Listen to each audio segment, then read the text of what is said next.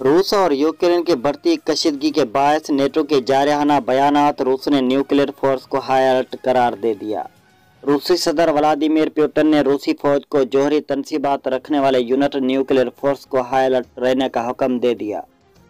बरतानी media के मुताबिक रूसी सदर ने नेटो के रुकन ममालिक की जानिब से जारहाना बयानात और मुआशी पाबंदियों को रद्द-ए-अमल में रूसी फौज को हुक्म दिया है कि वह रूसी जौहरी इसले से लेस यूनिट को तैयार रखें। रूस से जंग यूक्रेन को अमेरिका व यूरोपीय ममालिक से तैयार व टन की शिकन मिसाइलों की फराहमी। रिपोर्ट के मुताबिक रूसी सदर के जानिब से यह हुक्म आला सतह की मीटिंग के बाद दिया गया है। रूसी सरकारी टेलीविजन पर कौम से खिताब में पुतिन का कहना था कि नेटो के अहम रुकन ममालिक के जानिब से हमारे मुल्क के खिलाफ जारहाना बयानात का सिलसिला जारी है, इसलिए मैंने वजीर दिफा और आर्मी चीफ को हुक्म दिया है कि वह न्यूक्लियर फोर्स को तैयार रखें।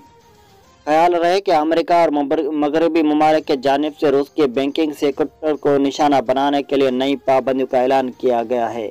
उसके अलावा नेटो और अमेरिका के जानिब से यूक्रेन और रूस के करीबी ममालिक में मौजूद फौजियों की तादाद में भी इजाफा किया जा रहा है।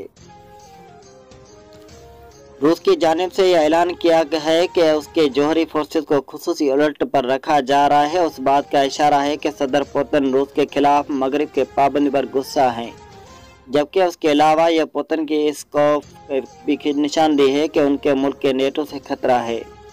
पुतिन के इस इक़दाम ने यकीनी तौर पर मगरिब की तवज्जो हासिल की है। ये वही इक़दाम हैं जिससे नेटो फौज के मनसूबा साथ खौफ महसूस करते हैं और इसलिए यह फौजी इत्तेहाद बार बार यह ऐलान कर चुका है कि वह यूक्रेन की मदद के लिए अपने फौजें नहीं भेजेगा। इन ममालिक के पास जौहरी हथियार मौजूद हैं। इस वक्त दुनिया में 5 तस्लीम शुदा जौहरी रियासतें अमेरिका, चीन, बरतानिया, फ्रांस और रूस हैं, जबकि 4 दीगर ममालिक भी इस जौहरी हथियार रखते हैं। उनमें से इंडिया, पाकिस्तान और शुमाली कोरिया जौहरी तजर्बात कर चुके हैं, जबकि इसराइल के बारे में यही ख्याल है कि उसके पास जौहरी हथियार है। ताहम सरकारी तौर पर उसके न तस्दीक की जाती है और न ही तरदीद।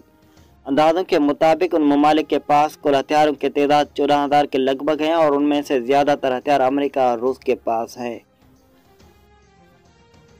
सबसे पहले जियो हेडलाइंस।